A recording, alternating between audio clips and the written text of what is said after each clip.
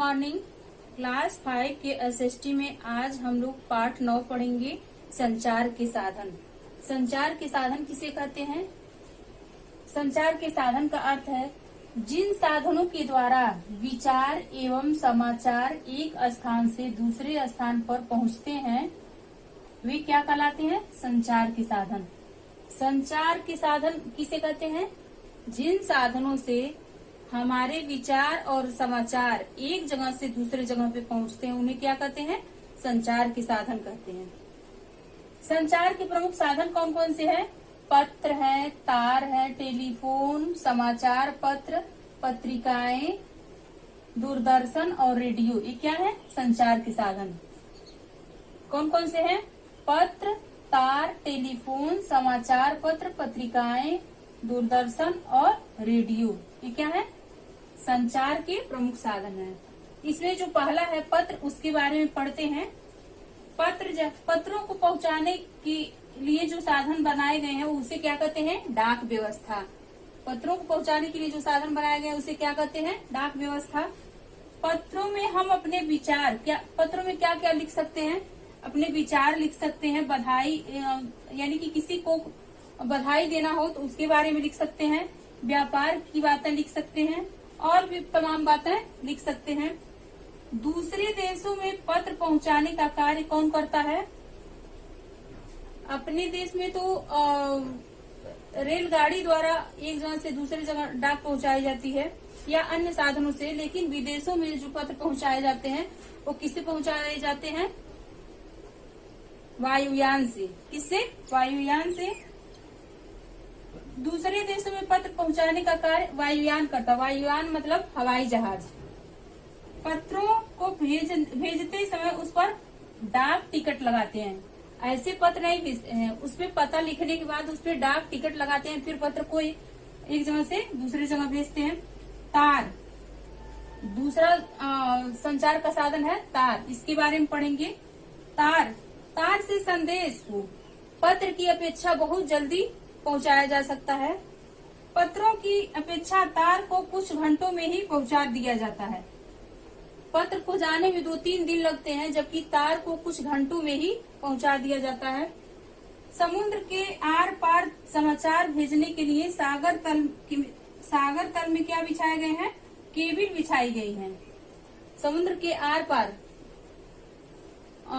यानी कि दूसरे देशों में तार भेजने के लिए समुद्र तल में केबिल बिछाई गई है, जिसमें बहुत ज्यादा तार लगी हुई हैं। तीसरा जो संचार का साधन है वो टेलीफोन है। टेलीफोन के बारे में पढ़ते हैं। टेलीफोन एक सर्वोत्तम संचार का साधन है। टेलीफोन क्या है? संचार का सबसे उत्तम साधन माना गया है। इसके द्वारा घर बैठे हजारों किलोमीटर दूर या विदेशों में बैठे लोगों से बात मिनटों में हो जाती है। किससे? टेलीफोन के द्वारा। प्रत्येक नगर का कोड नंबर डायल करके संपर्क किया जा सकता है। हर नगर का यानी हर शहर का अलग अलग कोड होता है और उस कोड को डायल करने के बाद फिर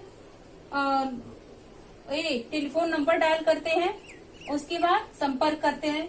प्रत्येक नगर में अब पब्लिक कॉल ऑफिस द्वारा जन साधारण को देश विदेश के लिए टेलीफोन वार्ता की सुविधा प्रदान की गई है। प्रत्येक नगर में क्या अब है? Public call office. क्या है? पब्लिक कॉल ऑफिस हर नगर में यानी कि हर शहर में है, जिसके द्वारा जन साधारण देश विदेश के लिए टेलीफोन की सुविधा प्राप्त कर सकते हैं। अब जो चौथा साधन है समाचार पत्र और पत्रिकाएं, इसको देखते हैं।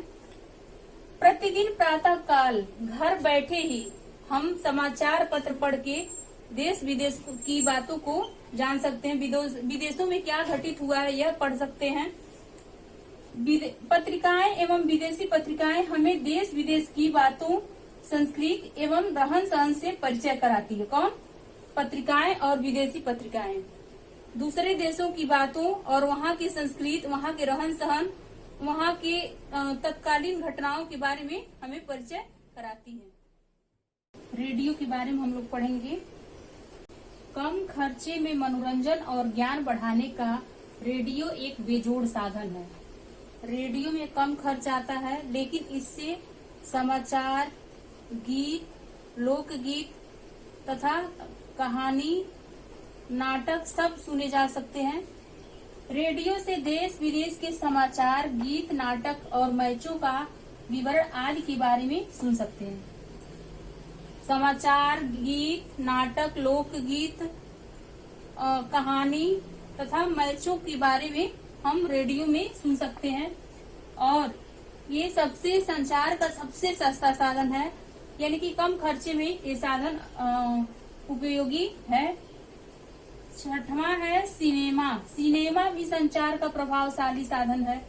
जो फिल्में हम लोग देखते हैं, हर फिल्मों में कुछ शिक्षाप्रद बातें होती हैं और उसका कुछ सीख होता है।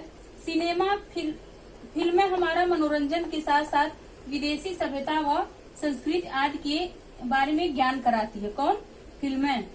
फिल्मों में मनोरंजन तो होता ही है, साथ साथ कुछ शिक्षाप्रद बातें निकल के सामने आती हैं और फिल्में विदेशी सभ्यता और संस्कृति आदि के बारे में लोगों को अवगत कराती है। ये शिक्षा और नई नई जानकारी देने में उपयोगी सिद्ध हुई है। कौन? फिल्में। फिल्मों से शिक्षा भी मिलती है और नई नई उपयोगी बातें सबको देखने के लिए और सीखने के लिए मिलती हैं। टेलीविजन जो सातवां संचार का साधन है वो टेलीविजन है और वर्तमान युग का सबसे महत्वपूर्ण और लोकप्रिय साधन कौन है? टेलीविजन।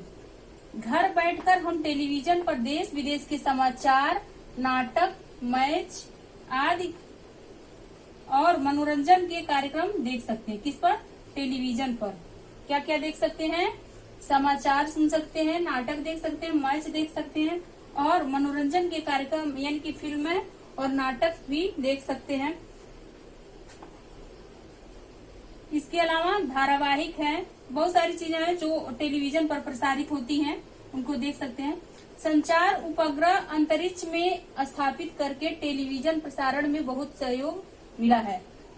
टेलीविजन कैसे चलता है? अंतरिक्ष में संचार उपग्रह स्थापित किए जाते हैं और इनसे टेलीविजन संचालित होता है।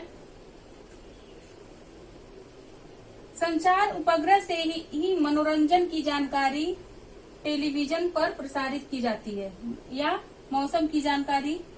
मनोरंजन संचार उपग्रह से ही मनोरंजन और मौसम सभी बातें टेलीविजन पर आती हैं। इन उपग्रहों द्वारा मैचों, नृत्यों, संगीत समारोह, शिक्षा का सीधा प्रसारण होता है। किन उपग्रहों द्वारा?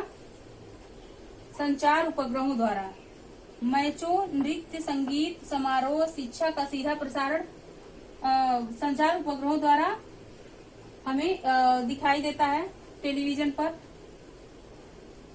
उपग्रह दो देशों के बीच पुल का काम करता है। कौन दो देशों के बीच पुल का काम करता है? संचार उपग्रह। इसीलिए संचार उपग्रह को अंतरिक्ष सेतु भी कहते हैं। कोई अगर पूछ दे अंतरिक्ष सेतु किसे कहते हैं तो संचार उपग्रहों को ही अंतरिक्ष सेतु कहते हैं। संचार के साधनों का महत्व। संचार के साधन उद्योग व व्यापार के विकास में सहायक हो रहे हैं। उद्योगों और व्यापार में कौन सहायक हो रहा है? संचार के साधन। क्योंकि संचार के साधनों से जो भी उसमें मुश्किलें आ रही हैं या कठिनाइयां आ रही हैं उसको दूर किया जा सकता है। इनके माध्यम से वस्तुओं का विज्ञापन देकर उसकी बिक्री बढ़ाई जाती है। संचार के साधनों में जो उद्योगपति हैं वो वस्तुओं का विज्ञापन देकर उसकी बिक्री बढ़ाते हैं, लेकिन वस्तुएं सही हैं या गलत हैं वो हमें सोचना चाहिए। विज्ञापन के बहकावे में नहीं आना चाहिए। विज्ञापन का सही ढंग से मूल्यांकन करना हमारा कर्तव्य है। किसका कर्तव्य है? जो आम नागरिक हैं उनका है, क्योंकि हर आदमी के पास बुद्धि और तर्क करने की क्षमता होती है।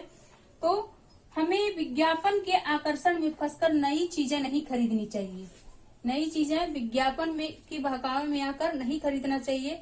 अपने बुद्धि और दिमाग से सोचना चाहिए। वस्तुओं की गुणवत्ता देखनी चाहिए कि वस्तुएं सही हैं या नहीं।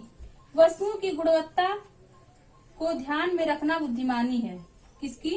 वस्तुओं की गुणवत्ता को ध्यान में रखना बुद्धिमानी है। ऐसे ही वस्तुओं को नहीं खरीदना चाहिए। वस्तुओं के गुण दोष देखना चाहिए, उसके बाद वस्तुएं खरीदनी चाहिए। संचार के साधन परिवहन व्यवस्था के संचालन और प्रशासन में भी बहुत सहायक होते हैं। किसमें सहायक होते हैं संचार के साधन? परिवहन व्यवस्था और प्रशासन के संचालन में। यानी कि शासन के संचालन में और परिवहन व्यवस्था में भी संचार के साधन बहुत बहुमूल्य हैं या बहुत सहायक हैं। इन्हीं साधनों के द्वारा ही राष्ट्र की प्रगति प्रवाहित होती है। किन्हीं साधन संचार के साधनों से ही राष्ट्र की प्रगति और राष्ट्र आगे की ओर बढ़ता है।